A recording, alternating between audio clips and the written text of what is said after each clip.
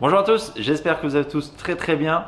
Aujourd'hui on se retrouve pour une vidéo pêche en mer, pas n'importe laquelle, on parle pêche de saison, pêche du lieu jaune. C'est parti!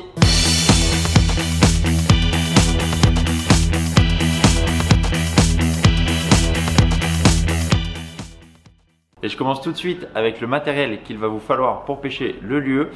Une canne assez puissante, 20-80 pouvant supporter jusqu'à 120-150 grammes en vertical. C'est pas une pêche où on lance beaucoup, donc ça à ce niveau là pas besoin d'une grosse puissance de lancer.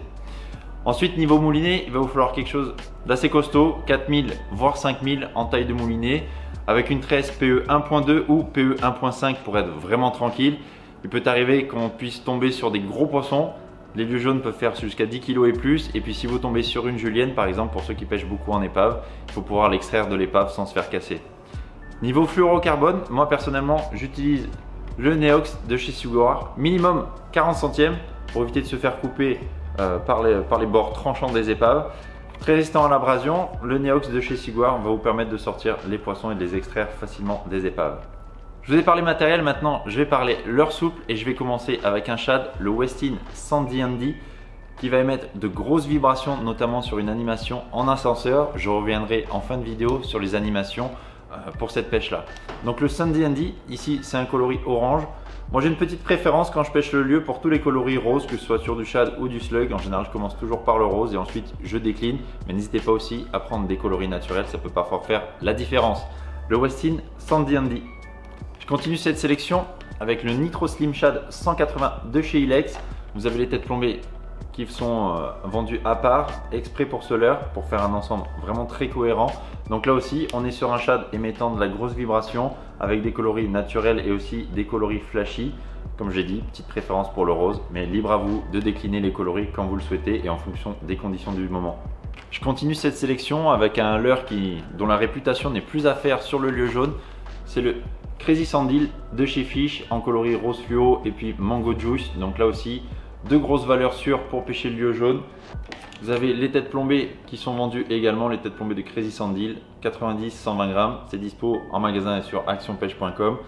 Voilà, vous pouvez mettre éventuellement un petit rattle dans le corps du Crazy. Ça peut rajouter quelque chose certains jours quand la pêche est un petit peu difficile. Donc pareil, je reviendrai sur les animations, mais c'est un très bon leurre pour la technique d'animation en ascenseur. Le Crazy Sandil de chez Fish dans sa taille 220. Je continue cette sélection avec un leurre de chez Delaland que beaucoup d'entre vous connaissent, le Fireel.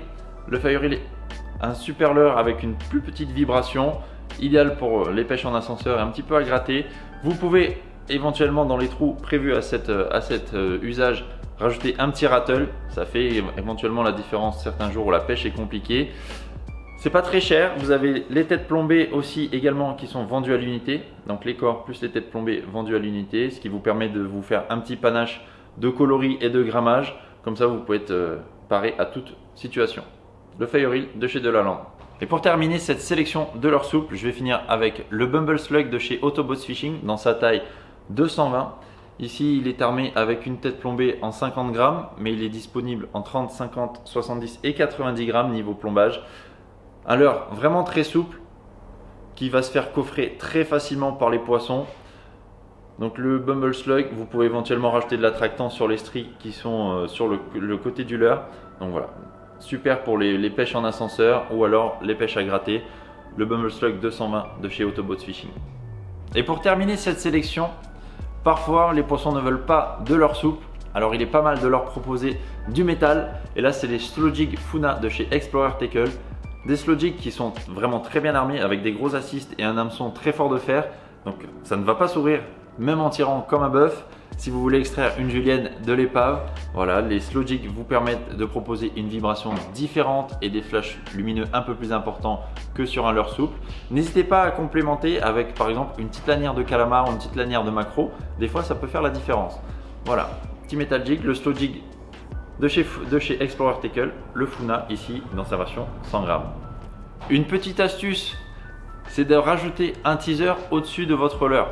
Donc si vous faites ça, pensez bien à mettre un fluorocarbone de plus gros diamètre. Parce que ça peut arriver de faire un doublé. Et faire un doublé de lieux qui font 5, 6 voire 8 kg, ça peut faire bizarre et surtout ça peut casser le bas de ligne. Donc en teaser, vous pouvez mettre tout simplement un aiguillon, un raglou ou un plus petit leurre souple sans aucun souci. Mais voilà, pensez bien à augmenter le diamètre de votre fluorocarbone pour pas vous faire casser. Je vous ai parlé des leurres souples, je vous ai parlé du matériel. Maintenant, on va parler des animations. Moi, principalement sur le lieu, j'utilise 2 animations.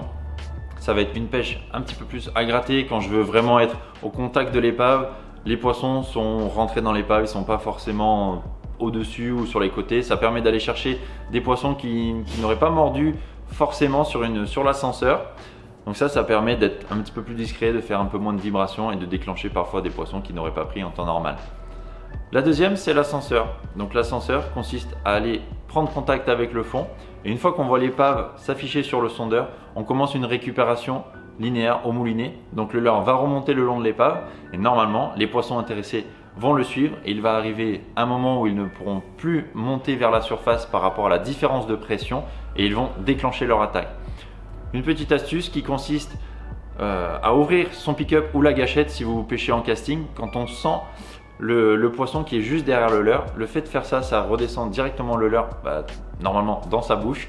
Donc on fait ça 1 ou 2 secondes et après on referme le pick-up, on referme du coup la gâchette et on prend contact avec le poisson et normalement c'est pendu. Ça c'est dans la théorie, je vous laisse mettre tout ça en pratique. Donc voilà, pêche à gratter, pêche à l'ascenseur. Moi perso je préfère l'ascenseur, on prend des plus grosses cartouches. Donc voilà, pensez comme je dis à bien checker vos fluorocarbones après chaque descente et après chaque poisson parce que mine de rien les lieux ont des petites dents qui râpent bien comme il faut sur le fluorocarbone. Voilà, c'était une petite vidéo pour vous parler de la pêche dans ce moment, pêche en mer, la pêche du lieu jaune.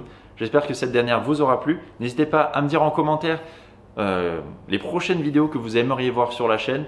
Je vous tease un petit peu, mais prochainement, forcément, on va parler truite. N'hésitez pas donc à liker, à vous abonner à la chaîne pour encore plus de contenu. C'était Gaëtan pour Action Pêche. Salut!